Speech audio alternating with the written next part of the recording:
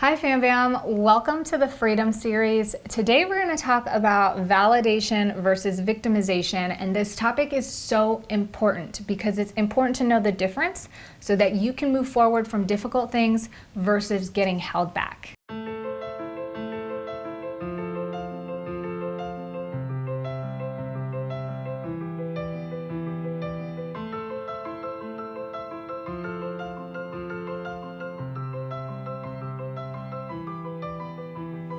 So during the Freedom Series, we usually talk about freedom relating to time and money. But if there's something more important than time and money, it's perspective. You could have all the time and money in the world, but if you don't have the right mindset, you're still not going to be happy, and it still can be difficult leveling up your current reality. So this is something that I expound a lot more on in Instagram, and the topic came up because I recently posted something about don't use your story or challenge as a reason for not being able to do things, like move forward. Your story is not that special. The thing that I posted wasn't really clear or didn't really explain. And one of my friends texted me and said, I don't really relate to this. My therapist told me that I should actually validate the story and look at it and say, hey, you are having a hard time. And then I was thinking about it and I said, you know what? Because there's a very fine line about how we use our story and how we perceive the way that it makes us feel. And that's validation versus victimization. And this is so important because if there's anything I'm very passionate about, it's about teaching and learning and growing in emotional intelligence. It's the one thing that I feel like we miss in school and often miss at home. And then we grow up feeling like we don't know what to do with this crazy amount of emotions, especially the negative ones. How do we deal with it? How do we cope with it? How do we get over it? But how do we do this in a healthy way so that we treat ourselves well and we treat people around us well? So when it comes to challenges and the way that we feel, it is very important to validate. It's part of the process of healing. And I find that a lot of people who just like to get going, move forward, get over what happened, we miss this really important step. And then on the flip side, we can kind of resist and not want to deal with it and continue to tell the story over and over and over in a way that feels like we've been wronged and it's not letting us move forward and it holds us back. And that's victimization. So they feel the same, but the process is a difference in the result. Validation allowing you to find acceptance and move forward and be free versus victimization being the cause of getting held back by your challenge. And I find that the easiest way to distinguish between the two is to look at it on a timeline. Validation is typically something that needs to happen right away. It's the process of allowing yourself to absorb what happened, feeling and witnessing the feelings that come up.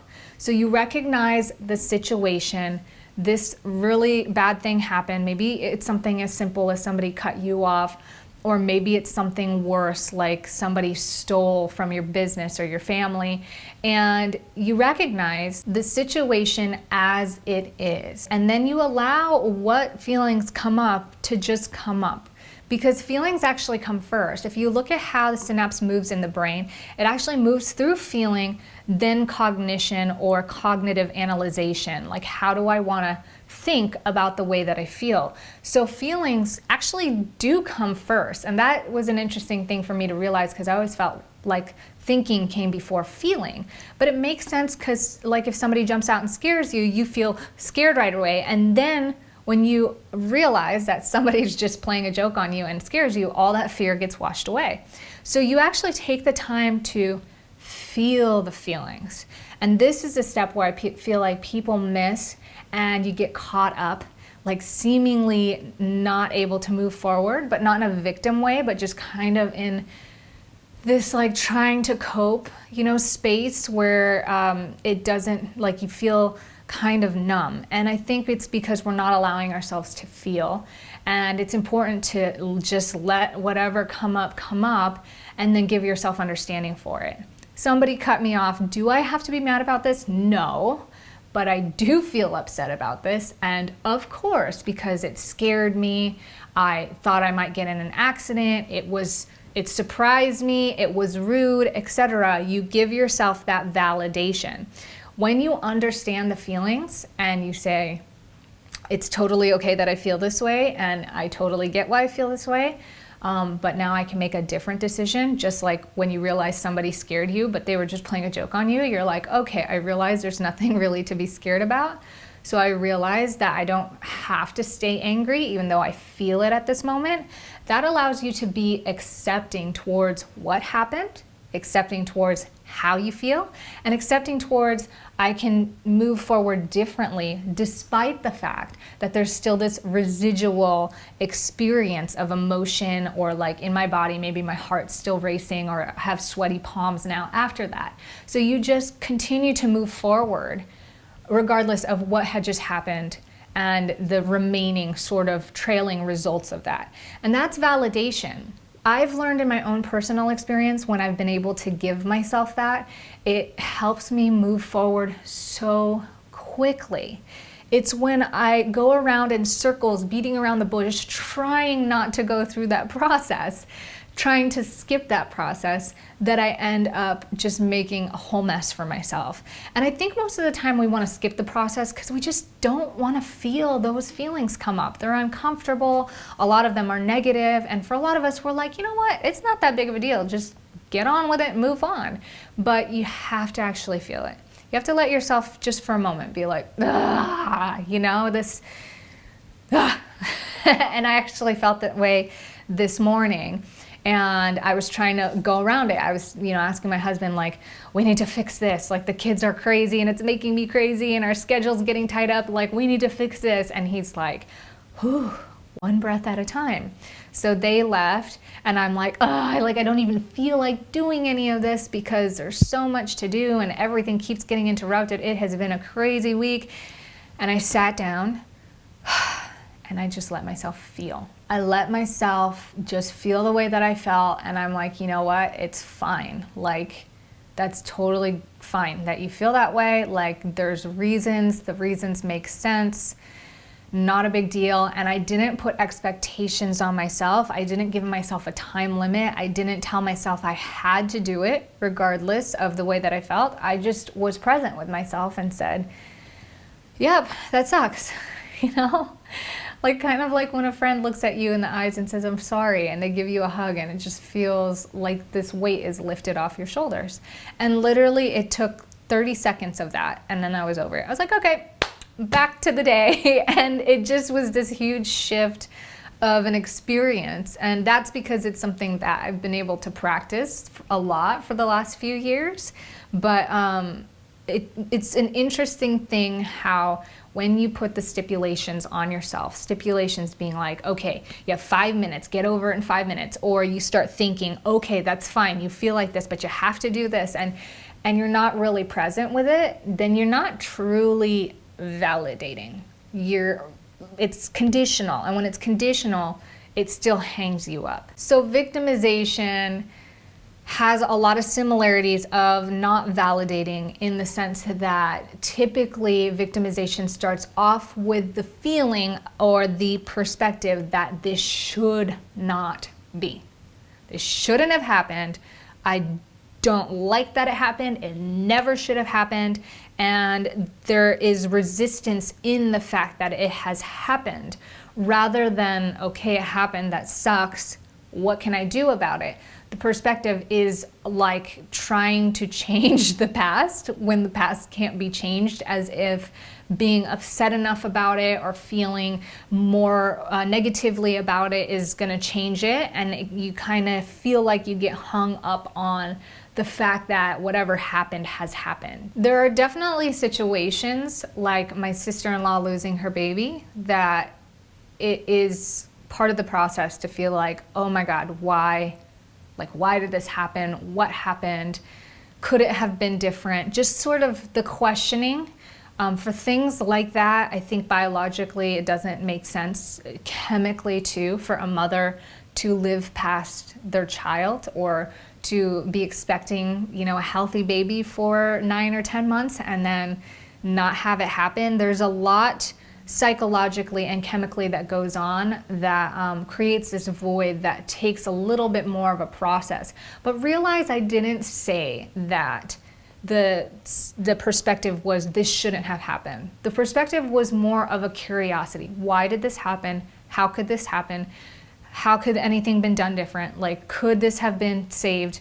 It's more of a questioning rather than like a statement of this shouldn't have happened. It never should have happened. Somebody is at fault. I'm upset with this and I'm resisting it. And that resistance causes a suppression in feelings. Often it causes a feeling of entitlement or anger. And that suppression of feelings isn't allowing ourselves to just feel about it. Like, I'm upset with this, or I'm beside myself, I'm overwhelmed, or I don't know what to feel, I'm confused. Rather, instead, the victim places a resistance or a wall up from allowing that situation to just be accepted. And where it really comes to victimization, because I believe that these feelings of rejection or feelings of like, no, I don't want this in my life, is very human.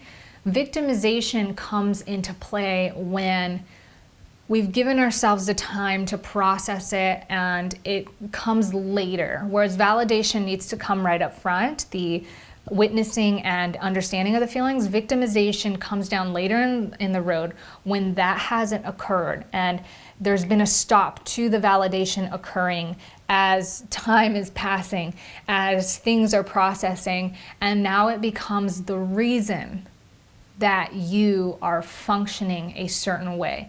And this is where it gets cloudy, because if, my sister-in-law lost her baby and it's the reason she's crying today or 6 months or even 2 years from today, then that's totally valid. That's a sad thing.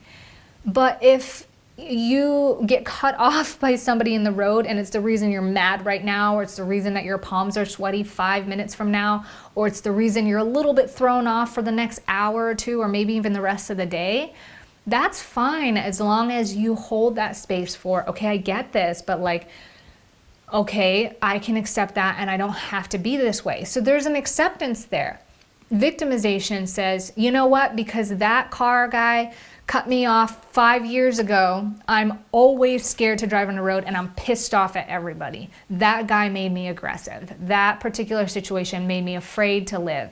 That particular situation made me who I am. It makes me act the way that I act. It is the reason I'm consumed with all these negative emotions and I can't move forward. It has become a part of my identity. It is who I am, and there is nothing that I can do about it. It's just the way that it is. So validation is the process of what the body experiences and feels. Victimization is the story or perspective of the reason why you behave the way that you behave, or why you don't feel motivated to change or do anything different. The difference is validation is taking what you are responsible for and what you're not responsible for and separating the two and saying, okay, how do I work with this? Victimization takes no responsibility at all. So you can see how it feels so cloudy and confusing, especially if this is something that hasn't been clarified or talked about in your life. And I hope that this video helps to clarify that a little bit, because it's not about saying, no, I shouldn't feel this way, like I need to get over and move on. But at the same time, it's not about saying, well, I feel this way and I shouldn't move on, or I can't move on because I feel this way. There has to be allowance for the acceptance of the way that you feel, but also taking steps to move forward and to choose how you want to move through life despite the fact that this thing or challenge had occurred. So I really hope you guys found value and clarity in today's video. I want to bring you more of these topics here and there because I think it is the most important thing. We can change everything externally, declutter our house, improve our financial situation, improve our physical body. But if we don't have emotional intelligence or keys to improve our awareness, our acceptance, and resilience in life, then it's all for naught anyways. So thank you guys so much for hanging out with me and listening to this topic. I'll see you guys back here on the next video. Ciao for now.